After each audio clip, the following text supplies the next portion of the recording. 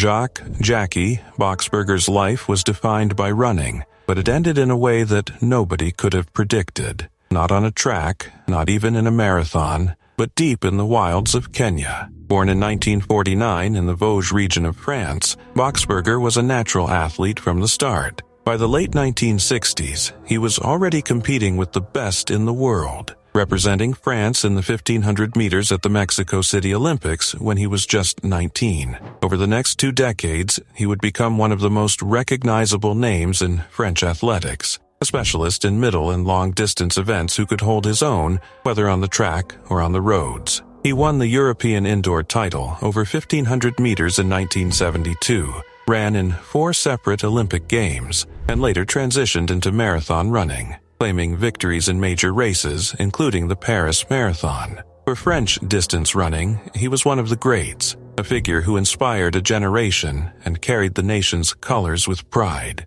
Yet Boxberger's life was never just about medals and times. He had the kind of charisma that drew people in, and his career had its share of highs and lows, the kind that make a story richer. Injuries and fierce competition meant he never stood on an Olympic podium, but he remained admired for his consistency, his longevity, and his refusal to give up the sport he loved. Even in retirement, athletics was in his blood. He passed that spirit on to his daughter Ophélie, who followed her father into competitive running. Family, adventure, and athletics were the core themes of his life until a holiday safari in 2001 turned it all upside down. In August of that year, Boxberger was in Kenya with his wife and daughter, traveling through Tsavo East National Park. Yeah, it should have been a beautiful trip, a chance to experience wildlife in its natural habitat, far away from the regimented world of training schedules and stopwatch timings. Instead, it became the final chapter of his story. According to reports, Boxberger had gotten out of his vehicle to film or photograph elephants, a scene that many tourists might find irresistible. But African elephants are not passive subjects. They are massive, unpredictable, and capable of sudden aggression. In this case, a female elephant charged. Witnesses said she lifted Boxberger with her trunk, threw him against a tree, and then trampled him. It was quick, brutal, and tragically final. His family, including his daughter, could only watch as the horrifying scene unfolded. The news shocked both the athletics community and the public at large. Here was a man who had outrun some of the world's best, who had built a reputation on endurance and strength, only to meet his end in such a violent and unexpected manner. The irony of it struck many observers. After decades of testing his body against the limits of human performance, it was not injury, illness, or age that defeated him, but the sheer power of nature. It was a reminder of how fragile life is, no matter how strong, fast, or accomplished a person may be. Boxberger's death was more than just a headline about a safari accident. For French athletics, it was the loss of a pioneer, a man who had helped bring visibility and credibility to long-distance running in the country. For his family, it was the loss of a husband and father in circumstances almost too shocking to process. And for those who heard the story, it was a cautionary tale about the unpredictability of wild animals and the dangers of underestimating them. His legacy, though, did not end in Kenya. His records, his victories, and his influence on younger generations of athletes continued to live on. Even today, when people recall French running history, the name Jacques Boxberger still resonates, carrying both the triumphs of the track and the tragedy of the savannah.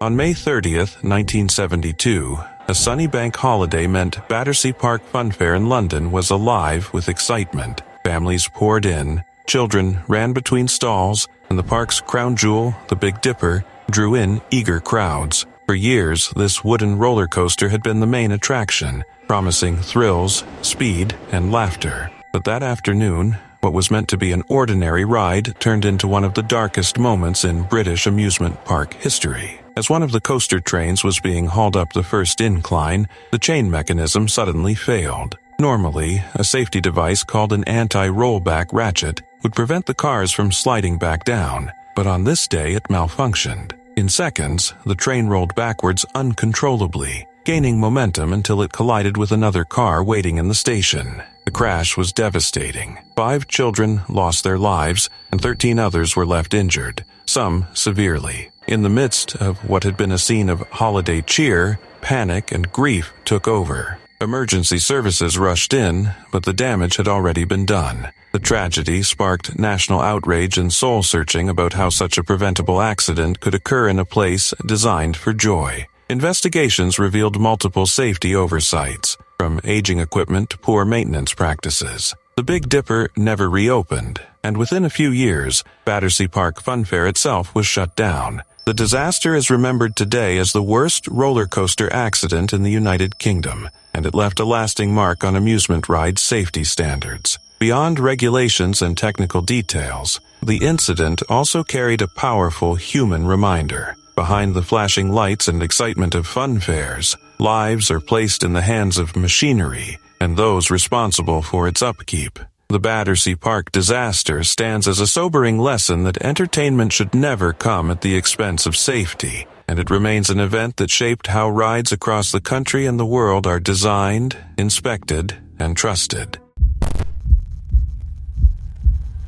In the early hours of June 2, 2018, the Oregon Culinary Institute in Portland was about to witness a tragedy that would shake the local culinary community and make headlines across the country. Daniel Brophy, a 63-year-old chef and beloved instructor, had arrived at the school to prepare for his classes, ready to share his passion for cooking with students who admired him. But that morning, the kitchen, usually alive with the sizzling sounds of pans and the chatter of eager culinary students, was silenced by violence. Brophy was found shot twice, once in the back and once in the chest, while performing the very act he loved most, cooking. The scene was chilling not just because of the violence, but because it occurred in a place that should have been safe, a professional sanctuary devoted to the craft of food. The discovery shocked everyone who knew him, from his students to fellow instructors, as Daniel had a reputation for being dedicated, warm, and inspiring. He was more than a chef, he was a mentor, a figure whose presence in the kitchen encouraged creativity and discipline, and whose absence left an immediate void that would only grow with time. The investigation quickly drew attention to an unexpected suspect, Daniel's wife, Nancy Crampton Brophy, a romance novelist whose writings often explored suspense and darker elements of human behavior. At first, the notion seemed almost surreal. How could someone so close to the victim, someone who had shared a life and a home with him, be implicated in such a horrific act? But as investigators pieced together the timeline, the story began to take shape. Surveillance footage placed her near the culinary school around the time of the murder, and further scrutiny revealed that she had purchased components for a Glock pistol, which matched the weapon used to kill Daniel. Beyond the immediate physical evidence, there were financial motives that investigators could not ignore. Nancy stood to gain from several life insurance policies totaling approximately $1.4 million, as well as inherit their home valued at $300,000. In the eyes of the law, these facts painted a disturbing picture of premeditation. Nancy's trial in 2022 captured public attention in part because of its macabre intersection of life and art. The prosecution argued that she had carefully planned the murder, citing her purchases of gun parts and online searches about firearm operations. The defense, however, portrayed Nancy as a grieving widow and creative writer, claiming the gun parts were for her novels and that she had no recollection of being near the school on the morning of the shooting. The courtroom drama unfolded with testimony from students, friends, and law enforcement, each piece of evidence slowly revealing the stark reality. The chef had been killed in his own kitchen, a place of trust and craft, by the person who shared his life. On May 25, 2022, the jury reached a verdict, convicting Nancy Crampton Brophy of second-degree murder, and she was sentenced to life in prison on June 13, 2022. The case resonated far beyond Portland, partly because it mirrored themes from Nancy's own writing, and partly because it touched on the vulnerability of seemingly safe spaces. The Oregon Culinary Institute, a school dedicated to teaching creativity, skill, and collaboration, had become the site of a personal and violent betrayal, a grim reminder that tragedy can strike anywhere. Media outlets and true crime enthusiasts followed the story closely, and it has since been immortalized in a Lifetime film, How to Murder Your Husband, the Nancy Brophy story, as well as in podcasts and news coverage. Beyond the headlines and dramatizations, the story remains a somber reflection on trust, ambition, and the fragility of life. Daniel Brophy's memory lives on in his students, in the kitchens he inspired, and in the legacy of someone who dedicated his life to teaching the craft he loved, even in the face of a shocking and tragic end. The case stands as a cautionary tale of how ambition, money, and human complexity can intersect with devastating consequences, leaving a community to mourn and wonder how such darkness could infiltrate a place meant for learning, passion, and culinary artistry. Case number 1. In February 2010, SeaWorld Orlando was buzzing with excitement. Families with kids clutching cotton candy and cameras were there to see the star attractions. Massive orcas leaping gracefully out of the water, soaking everyone in the splash zone. Among the trainers, Dawn Brancheau was the shining figure. With her trademark ponytail, warm smile, and years of experience, she wasn't just another trainer. She was one of SeaWorld's most seasoned performers and a favorite among visitors. Her job wasn't just about feeding fish to these enormous creatures. It was about building a bond, a relationship of trust with animals that weighed as much as a bus. And on that day, her stage partner was none other than Tilikum, SeaWorld's largest orca, and, as it turned out, one of its most infamous. The show began like any other. Tilikum swam gracefully, showing off tricks and splashing the crowd. After the main performance, Dawn stayed behind for what was supposed to be a calmer,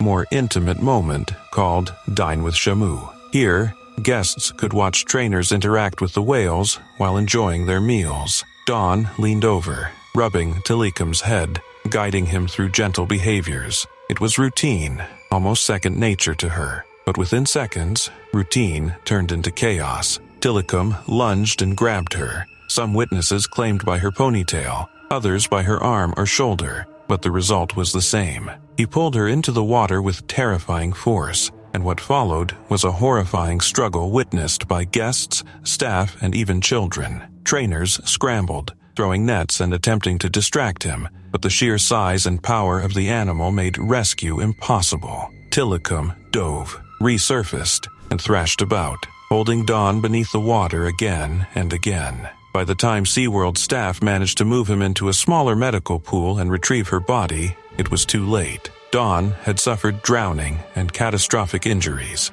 including broken bones, spinal damage, and blunt force trauma. The tragedy sent shockwaves through SeaWorld and beyond. Dawn wasn't just an employee, she was a beloved trainer, someone who embodied the dream of working with these magnificent creatures. Guests who had admired her that day left traumatized, and the public soon began asking uncomfortable questions. Should orcas, highly intelligent and social animals, really be kept in captivity? Was the danger to trainers underestimated for the sake of entertainment? And perhaps, most hauntingly, had this been preventable? Tilikum already had a history, and not a minor one. He had been involved in the death of a trainer in Canada in 1991, and another incident in 1999, when a man who snuck into his pool was found dead the next morning. Dawn's death was the third, and most public, in a series of red flags that seemed impossible to ignore. The reality was that Tilikum's behavior was not completely unpredictable, and the risks had been known for years.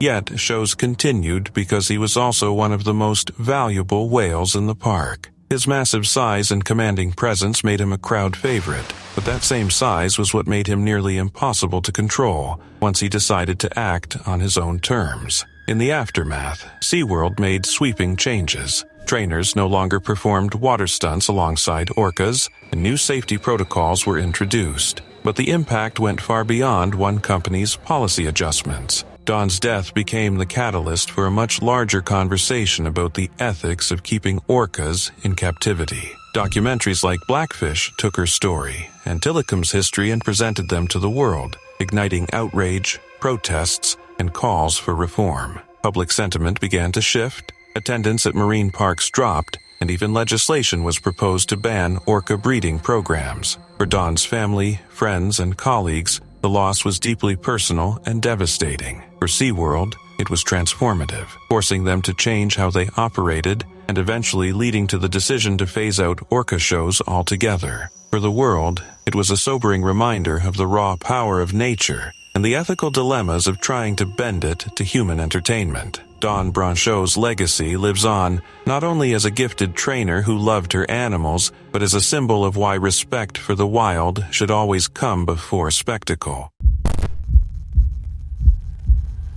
July 27, 2002, was meant to be a proud celebration for Ukraine. At Sknyliv airfield near Lviv, a massive air show was organized to mark the 60th anniversary of a Ukrainian Air Corps division. The excitement was enormous. Around 10,000 people gathered, many bringing their families. Parents took time off work. Children clutched balloons and snacks, and crowds buzzed with anticipation of spectacular aerial maneuvers. Originally, a MiG-29 fighter jet had been scheduled to perform, but when bad weather prevented its arrival, a Sukhoi Su-27, one of the most advanced jets in Ukraine's arsenal, was brought in instead. For the seasoned pilots of the Ukrainian Falcons aerobatic team, this substitution seemed routine. Few could have imagined that within minutes, the day would turn into the deadliest airshow disaster in history. At 12:52 p.m., the Su-27 began a low rolling maneuver directly over the tightly packed crowd, but something was clearly wrong. The jet dipped dangerously low, flipped its wing on the ground, and struck two parked aircraft before careening into the spectators. The wing sliced through the audience like a blade, sending bodies and debris flying. Seconds later, the fighter erupted into a massive fireball, engulfing the area in flames and black smoke. The carnage was almost beyond comprehension. Survivors recalled scenes of absolute chaos, people screaming, running with their clothes on fire, desperately trying to escape. For those closest to the crash, there was no chance. Among the survivors was a 3-year-old boy named Oleg, known in reports as Oop. He lived only because his mother threw herself over him, shielding him from the blast. Tragically, she was killed, along with dozens of others, including Oleg's 10-year-old brother, who was thrown by the shockwave but miraculously survived. Stories like this multiplied, parents sacrificing themselves for their children, families torn apart in an instant. The statistics were staggering.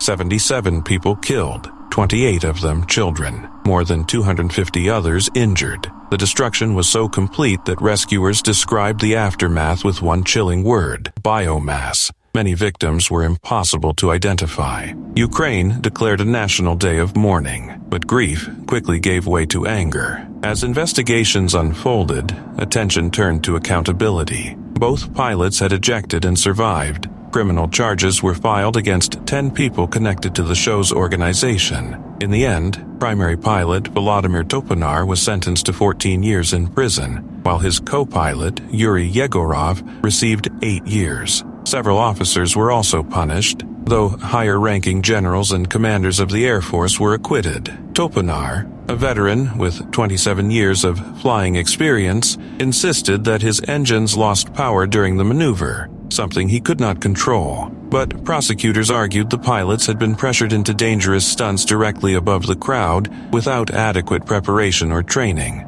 Regardless of the technical cause, the court's ruling stood firm. The disaster at Sknyliv remains the deadliest airshow tragedy in history. In its aftermath, Ukraine banned all military airshows, and the event became a permanent scar in aviation history. What was supposed to be a celebration of national pride ended as a sobering reminder of the catastrophic risks when spectacle overtakes safety. It was supposed to be another sunny, easygoing day in Playa del Carmen, the kind of place where vacationers sip margaritas under palm trees and forget the world exists beyond the sound of waves. But at the cool beach restaurant, that paradise vibe took a terrifying turn. Around midday, what started as an ordinary lunch service ended in chaos when a sudden blast ripped through the building. People dining just a few steps from the ocean were thrown off their chairs, the air filled with dust, smoke, and the unmistakable sound of shattering glass. The explosion wasn't just loud, It was powerful enough to blow apart the kitchen, crack walls, and collapse parts of the roof. Within seconds, the vibrant beachfront scene turned into one of confusion, screams, and running feet. Authorities later confirmed that the explosion had been caused by a gas leak, one that apparently went unnoticed until it was far too late. The restaurant's gas tank, quietly feeding the stoves where chefs prepared seafood and sizzling fajitas, became the source of tragedy. Investigators suspect a leak built up inside a confined area, and all it took was a spark, maybe a stove flame, maybe an electrical switch to set it off. The result was devastating. 2 employees lost their lives instantly, while nearly 20 others were injured. Some of them were waiters, cooks, and cleaners who had shown up that morning expecting another long day serving tourists. Others were customers who happened to be at the wrong table at the wrong time. Local television crews rushed to the scene, capturing footage that would later circulate across social media and news outlets worldwide. The videos showed a surreal image: tables half buried under debris, ceiling panels scattered on the sand, and rescue teams desperately pulling people from the wreckage. Ambulances lined the narrow coastal road as firefighters sprayed down the smoking remains. Playa del Carmen, usually known for its nightlife and laid-back charm, suddenly became the site of a grim rescue operation. Tourists in bathing suits stood behind yellow police tape, holding their phones up, documenting what they couldn't quite believe they were seeing. As reports poured in, the scale of the incident became clearer. 18 to 21 people were taken to nearby hospitals. Several suffered burns and fractures, but miraculously, many survived. Officials later stated that 2 of the victims were Mexican nationals working in the kitchen, individuals whose names briefly appeared in headlines before fading from the global conversation. Their deaths, though, hit home for locals who understood how dependent Playa del Carmen's economy is on service workers who keep the beachside businesses running. In the following days, city inspectors and engineers combed through the wreckage. They examined the gas systems, checked pressure valves, and tried to figure out how no one had detected the leak sooner. Rumors began swirling that safety checks had been overlooked, or that gas installations hadn't been properly maintained. Not an uncommon issue in tourist-heavy zones where restaurants run long hours and equipment takes a beating. Authorities promised a full investigation, and the event sparked wider discussions about gas safety regulations in Mexico's coastal resorts. Meanwhile, Playa del Carmen's residents struggled to reconcile the tragedy with their city's postcard image. The explosion became a reminder that even in paradise, accidents happen, sometimes with brutal consequences. For visitors, it was a moment of sobering reality amid the music and the ocean breeze. For locals, it was a painful lesson about vigilance, maintenance, and the invisible dangers of the everyday. Today, mention the restaurant explosion at Cool Beach, and people still remember the eerie images, the destroyed dining hall, the chaos, the flashing sirens against a backdrop of blue sky. The gas has long since dispersed, but the memory lingers. A silent caution that even in the most beautiful places on Earth, safety can never be taken for granted. Timothy Treadwell was not just another visitor to Alaska's Katmai National Park. He was a man who dedicated 13 summers of his life to living among grizzly bears, observing them, filming them, and advocating for their protection. What set him apart was the extraordinary closeness he allowed himself with these powerful predators. While most wildlife experts stress the importance of keeping a safe distance, Treadwell placed himself right in the middle of bear territory, often just a few feet away from animals that could end his life in seconds. His intentions came from a place of passion. He loved these animals deeply and believed that by documenting them up close, he could inspire people to care about their survival. But in blurring the line between respect and overfamiliarity, Treadwell was constantly walking a razor's edge between admiration and danger. Over the years, his work gained both praise and criticism. On one hand, his footage captured grizzly behavior with raw intimacy. He filmed cubs playing, bears foraging, and interactions that few had ever witnessed so closely. His narration reflected his almost childlike wonder and emotional bond with the animals. On the other hand, park rangers and biologists warned that his behavior was reckless and potentially harmful, both to him and to the bears. By approaching them so fearlessly, he risked habituating them to human presence, a dangerous precedent that could lead to future conflicts. Treadwell dismissed these warnings, believing he had built a mutual trust with his bears. He spoke of them as friends, even protectors, insisting that his presence was welcomed in their world. Yet, the wilderness is not ruled by sentiment. Grizzly bears, despite their majesty and beauty, remain wild animals governed by instinct and survival. In October 2003, at the end of what would be his final season in Katmai, Treadwell returned with his girlfriend, Amy Huguenard. They camped later in the season than usual, a time when bears grow hungrier and more aggressive in preparation for winter hibernation. It was a decision that would prove fatal. One night, a bear entered their campsite. Treadwell and Huguenard were attacked and killed in a violent mauling. Disturbingly, Treadwell's video camera was on during the incident, but with the lens cap still on, leaving behind an audio recording of the struggle. The tape, which captured their final moments, was never made public, but its existence has been widely discussed, adding an unsettling layer to the tragedy. The bear, believed responsible, was later located and killed by park rangers. The aftermath of Treadwell's death sparked intense debate. Was he a fearless protector who gave his life for the animals he loved? Or was he a reckless dreamer whose disregard for boundaries put both himself and others in danger? Werner Herzog's 2005 documentary Grizzly Man explored this question by weaving together Treadwell's own footage with interviews from those who knew him. Herzog's perspective leaned toward the harsh reality of nature's indifference, showing how Treadwell's romantic view of harmony between man and predator clashed with the unforgiving laws of the wild. The film portrayed him as a man driven by both passion and denial, a visionary to some and a cautionary tale to others. Today, Timothy Treadwell remains a polarizing figure. His footage continues to captivate audiences, giving an unparalleled look into the lives of Alaskan grizzlies. At the same time, his story is a sobering reminder of the limits of human idealism when faced with raw wilderness. His love for the bears was unquestionable, but it also blinded him to the reality that wild animals cannot be tamed by affection. In the end, his legacy is both inspiring and tragic. He opened the world's eyes to the beauty of grizzlies while demonstrating, in the most devastating way possible, why the boundary between humans and wild predators must never be ignored.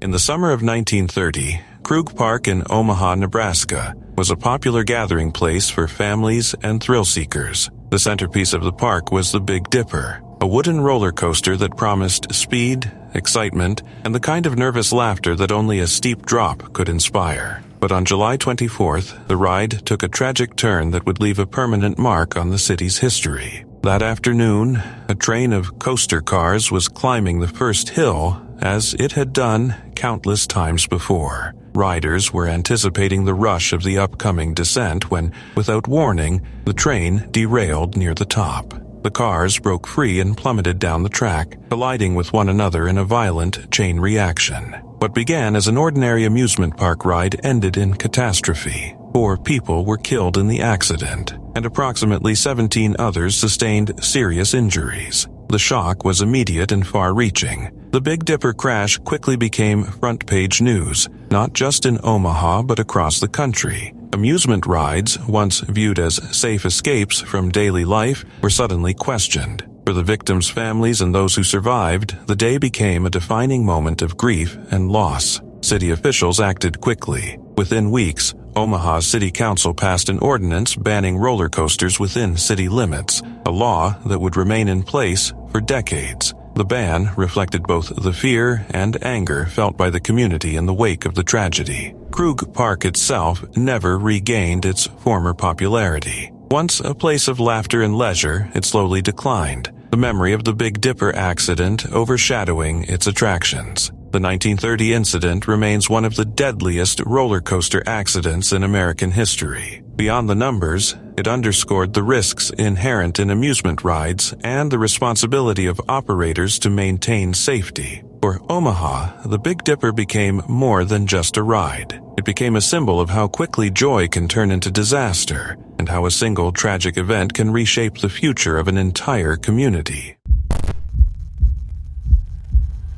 In the quiet suburb of West Roxbury, Boston, The Tai Ho Mandarin and Cantonese restaurant was the kind of neighborhood spot people went to for comfort food and late dinners. But on August 29, 2007, that small kitchen became the scene of one of the city's most haunting fire tragedies. What began as an ordinary night in a family restaurant turned into a deadly inferno that would change how Boston looked at kitchen fire safety forever. It started with something deceptively simple grease. The restaurant's ventilation ducts were coated with years of oily residue, the kind of slow-building hazard that hides behind stainless steel and ceiling tiles. For months, maybe years, it had been collecting, waiting for the right spark. And that spark came late that night when heat from cooking ignited the grease inside the hood system. The fire crept quietly into the ductwork, slipping through concealed spaces, feeding on flammable residue, and finding pockets of oxygen.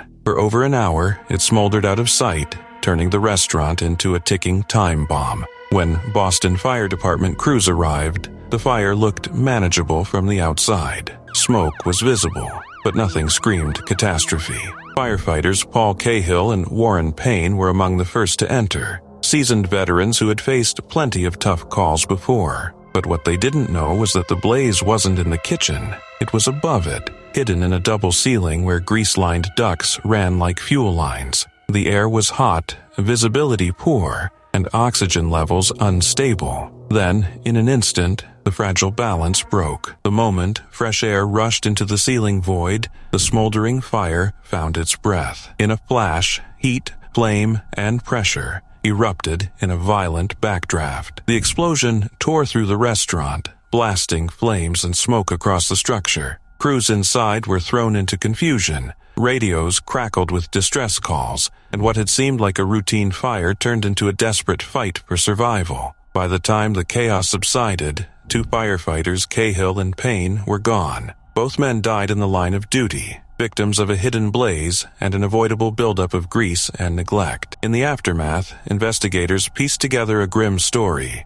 The restaurant had been cited before for code violations involving its kitchen exhaust system. Records showed it had been cleaned just weeks earlier, but the company responsible had missed critical sections hidden behind ceilings and ducts. Essentially, the most dangerous parts, the ones that couldn't be easily seen, were left untouched. The fire's path was predictable, and the tragedy preventable. The incident shook Boston's fire service and the wider restaurant industry. The official NICE report detailed the chain of errors, the inadequate cleaning, missed inspections, concealed fire spaces, and communication lapses during the operation. But beyond the technical findings, it highlighted a painful truth. Even experienced firefighters can be caught off guard by hidden dangers and small oversights. In the years that followed, the Tai Ho fire became a powerful teaching case in fire academies and safety programs. It reinforced the importance of proper ventilation cleaning, regular inspections, and awareness of concealed fire spread. For the families of the fallen firefighters, the lessons came with unbearable cost. Today, the name Tai Ho stands not just for a restaurant, but for a reminder that a kitchen's grease, when neglected, can be deadlier than fire itself. The tragedy remains etched in Boston's memory as a story of loss, bravery, and the relentless need for vigilance in the places we least expect danger to hide. Katherine Kate Chappelle's story is one that feels almost unreal, the kind of headline you double-check to see if it is true, and then sit in stunned silence when you realize it is. Here was a 29-year-old rising star in Hollywood's visual effects world, someone who had worked on blockbuster films like Captain America, The Winter Soldier, and even earned credits on the phenomenon that was Game of Thrones. She had a brilliant career in front of her, a reputation for hard work and creativity, and, above all, a sense of adventure that took her beyond the editing room and out into the world. That adventurous spirit, however, tragically collided with one of nature's most powerful creatures in 2015, when she was killed by a lioness at South Africa's Lion Park. It is one of those incidents that reminds us how thin the line can be between admiration of wildlife and the danger it poses when boundaries are crossed.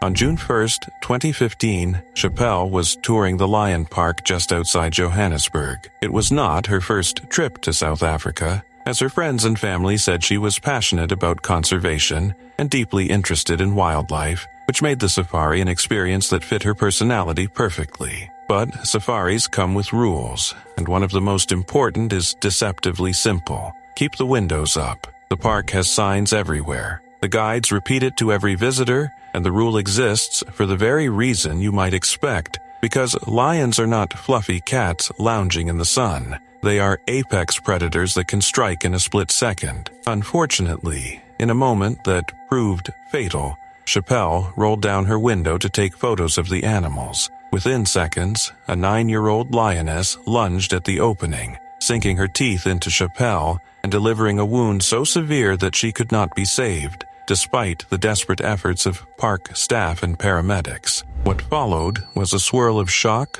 grief, and controversy. Chappelle's family and friends were left to mourn a young woman whose life was defined by talent, kindness, and an unstoppable drive to see the world. Meanwhile, questions quickly arose about the safety practices at Lion Park. The park management insisted that their warnings are clear and unambiguous, telling visitors to never roll down their windows in the lion enclosure. They even said their staff rushed in immediately after the attack, using distractions and physical barriers to force the lion back while trying to administer first aid. But the tour operator, who had been driving Chappelle that day, suggested the park's version was incomplete and that more could have been done to help. The disagreements only added another layer of tension to a tragedy that had already stunned people worldwide. In the end, the facts were stark. Kate Chappelle rolled down her window, and the lioness did what lions do. It is a haunting reminder of why rules exist in places where humans and predators interact.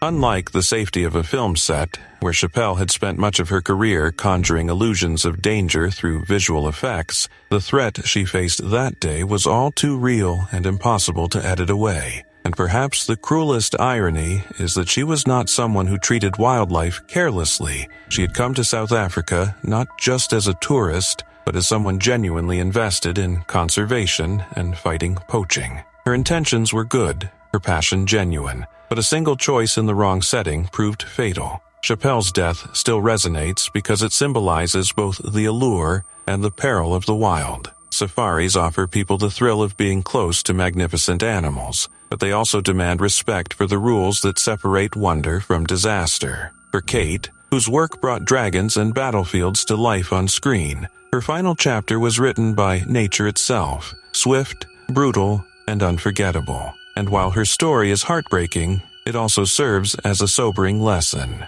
When it comes to lions, the boundary between observer and prey is literally just a pane of glass.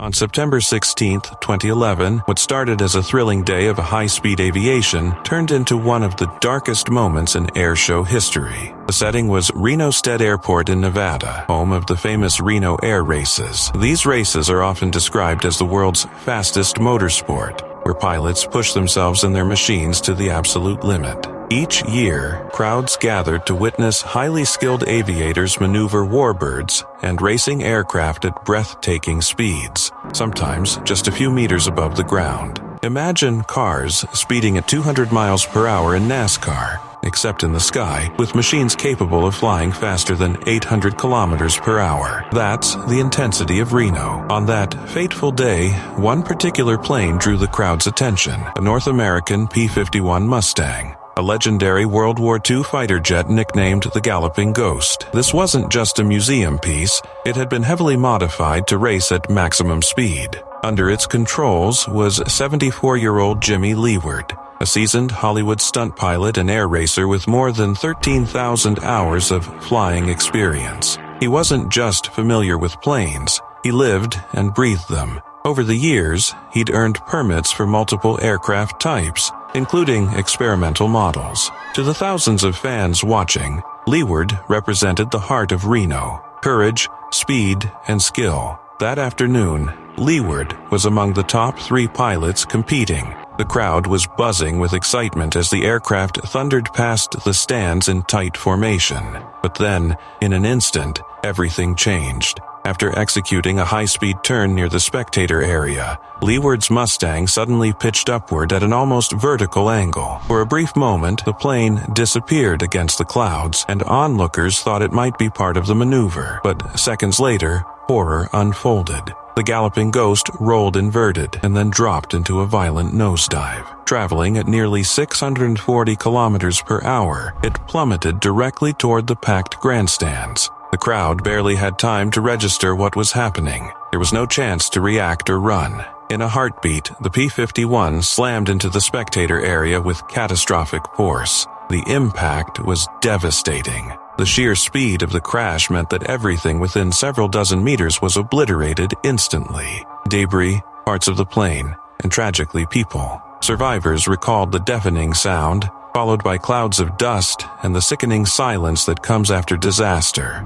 only to be broken by panicked screams and cries for help. People rushed in every direction, desperately trying to escape the chaos, while others, just meters away, were still frozen in shock, some even capturing the horror on their phones. One small mercy was that the Mustang's fuel dispersed into the air before it could ignite. Had there been an explosion, the death toll might have been far higher. Even without fire, the tragedy was immense. 7 people, including Jimmy Leeward, died instantly at the crash site. 4 more later succumbed to their injuries in hospitals, bringing the death toll to 11. Dozens more were left with serious, life-altering injuries. But what caused such a catastrophic failure in the first place? Investigations revealed chilling details. The galloping ghost had undergone extensive modifications over the years to squeeze out every ounce of speed possible. These changes included structural adjustments that weakened the airframe.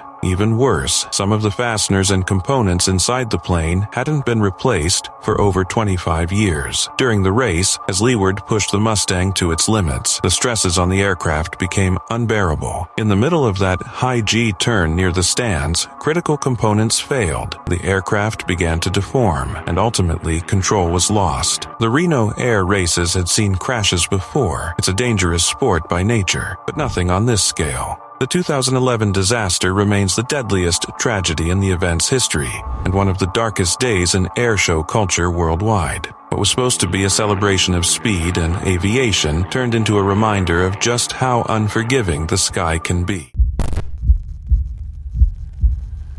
The tragic incident at Nukkadwala restaurant in Saket, South Delhi, on November 29, 2018, remains a stark reminder of how quickly life can change in the blink of an eye. Hemant, a 23-year-old restaurant staffer, was performing his routine duties inside the bustling eatery near PVR Anupam when tragedy struck. Around 6 p.m., a sudden altercation ended with Hemant being stabbed in the chest. What began as an ordinary evening, serving customers, handling orders, and ensuring the restaurant ran smoothly, turned into a scene of shock and chaos. Despite the rapid response and being rushed to Madan Mohan Malviya Hospital, Hemant was brought dead, leaving his family, friends, and colleagues in profound grief. The immediate aftermath was chaotic and heart-wrenching. Police and forensic teams arrived at the scene to collect evidence, interview witnesses, and try to reconstruct the series of events that led to such a fatal outcome.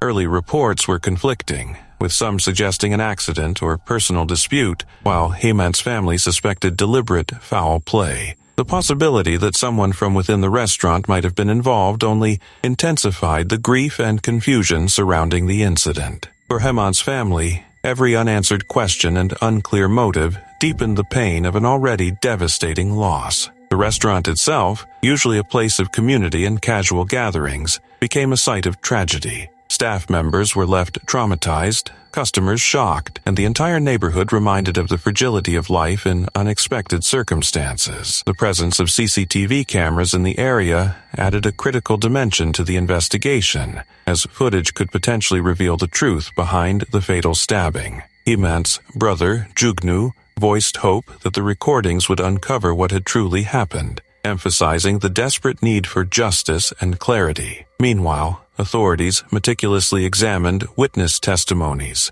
staff relationships, and possible motives, striving to separate fact from speculation. The incident highlighted the broader, often overlooked issue of workplace safety and interpersonal tensions in high-pressure environments such as busy restaurants. Kitchens and service areas, though seemingly mundane, are often spaces where tempers can flare under stress, and conflicts, if not addressed, can escalate in dangerous ways. Hemant's death underscored the importance of conflict resolution, proper supervision, and vigilance in workplace environments to prevent personal disputes from spiraling into tragedy. As the investigation continued, the local community grappled with the loss of a young life in such sudden and violent circumstances. Hemant, described by colleagues as dedicated and hardworking, had dreams and ambitions abruptly cut short. His story became a sobering reminder that even routine days can carry unforeseen risks,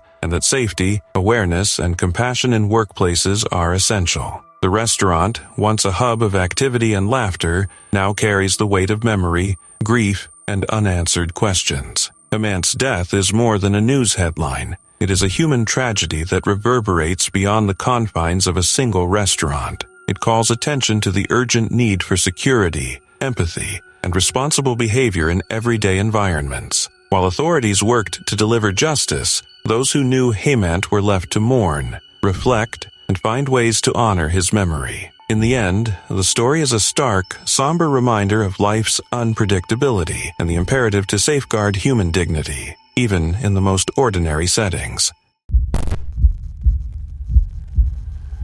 When you think of royal deaths, you might imagine assassination plots, battlefield heroics, or political conspiracies. What you probably do not imagine is monkeys. Yet in 1920, Greece's King Alexander I, a young monarch caught between wars and dynasties, met his end not from enemies with swords or bullets, but from an oddly ordinary walk in his palace gardens. It all began at Tai Palace, a sprawling royal estate near Athens where Alexander lived in relative isolation, cut off from politics but still bound by the burdens of kingship. On October 2nd, he took his German shepherd out for a stroll, something completely ordinary for a 27-year-old king. What happened next would shake both the monarchy and Greece itself. As Alexander walked, his dog ran into trouble. 2 pet monkeys, kept on the estate by a caretaker, suddenly attacked the dog. What might have been a small scuffle between animals quickly escalated into chaos. The king rushed in to defend his loyal companion, trying to pull the monkeys away. In the struggle, one monkey bit his leg while the other clamped down on his hand. It was not a life-threatening attack at the moment. After all, bites happen, and Alexander reportedly dismisses the wounds as minor. But sometimes history turns on details so small they almost feel unbelievable. In this case, those little bites would soon prove catastrophic. The cuts became infected, and medicine in 1920 did not have the answers it has today. Antibiotics like penicillin would not be discovered until years later, so the doctors could do little more than clean, bandage, and hope. Instead of healing, the infection spread. Within days, Alexander developed a raging case of sepsis, blood poisoning that even now can be deadly. His condition deteriorated quickly, and what began as a bizarre encounter in the gardens became a national crisis. For 3 weeks, doctors tried to save him, even amputating tissue to stop the spread. Nothing worked. On October 25, 1920, King Alexander I died at just 27 years old, taken down by a freak accident with monkeys while trying to save his dog. His death was more than just a tragic footnote. It had enormous political consequences. Alexander had been placed on the throne in 1917 after his father, King Constantine, was forced into exile during World War I under Allied pressure. The young king had little political power of his own and was often seen as a placeholder, a monarch without full control of his destiny. When he died suddenly and without an heir, the question of succession reignited fierce debates. Within weeks, Constantine the Führer's returned to the throne, a decision that altered Greece's role in the post-war years and influenced its disastrous campaign in Asia Minor. In other words, the bite of 2 monkeys may have shifted the course of an entire nation. There is a strange irony to the whole affair. A king who had no say in his coronation, who reigned in the shadow of his father in the Great War, ended up losing his life not on a battlefield, but in his own garden. caught in the middle of a fight between a dog and a pair of monkeys.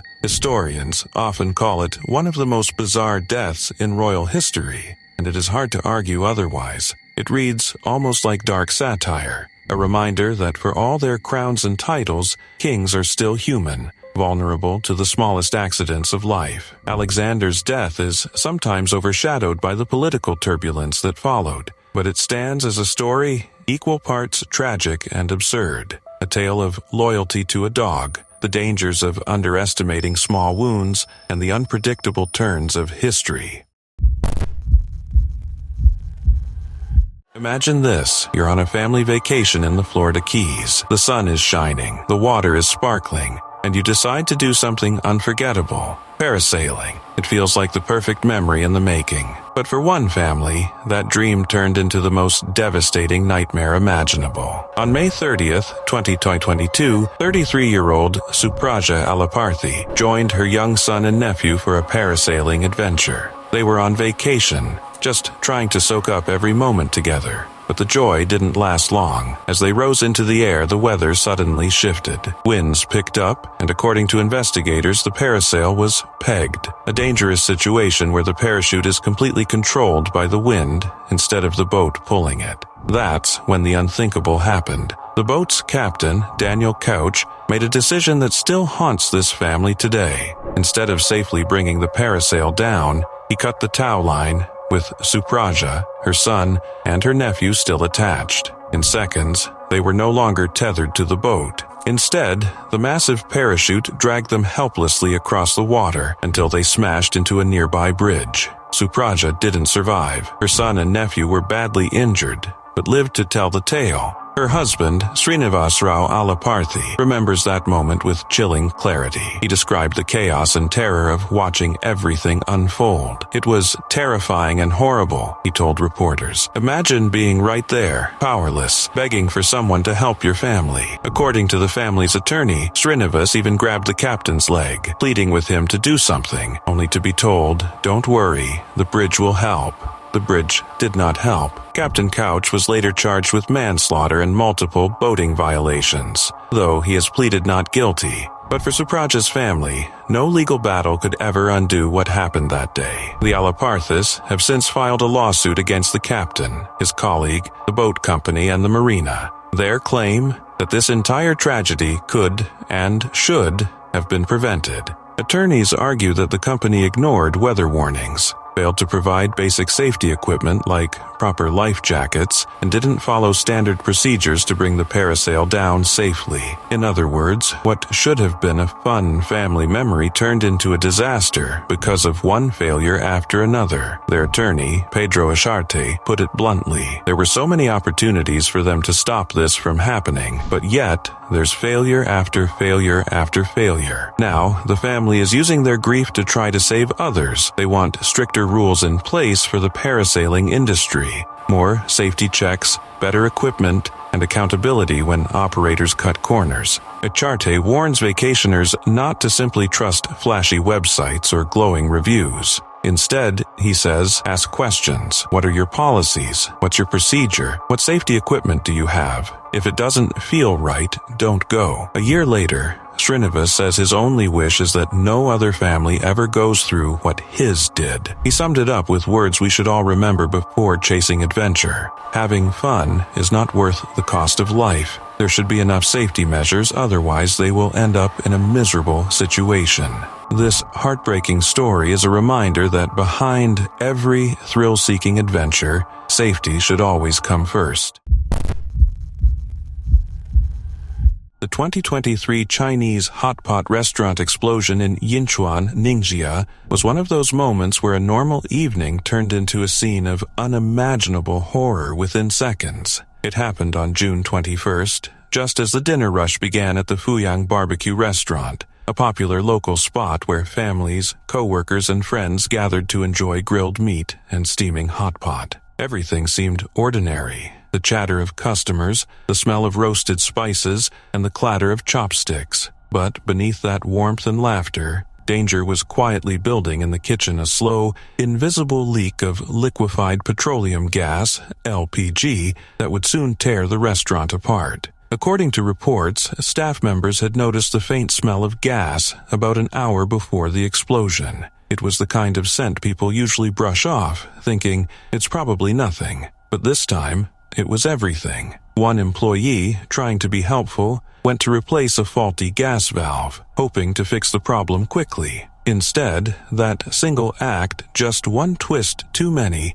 unleashed a chain of events that would devastate an entire community. In an instant, the gas ignited, and a violent explosion ripped through the restaurant, blowing out walls, shattering windows, and lighting the evening sky in a terrifying orange bloom. The blast killed 31 people and injured 7 others, most of them diners who had been enjoying their meals moments before. The shockwave was so powerful it was felt blocks away, and nearby buildings were scorched by the heat. Rescue teams rushed to the scene, battling flames and chaos as they searched for survivors among the debris. The aftermath was a haunting sight. Tables overturned, dishes shattered, and the faint outlines of what had been a bustling dining hall now reduced to rubble. Videos shared online showed firefighters and paramedics working through the night, pulling bodies from the wreckage under the harsh glare of emergency lights. In the days that followed, the incident drew national attention. China's President Xi Jinping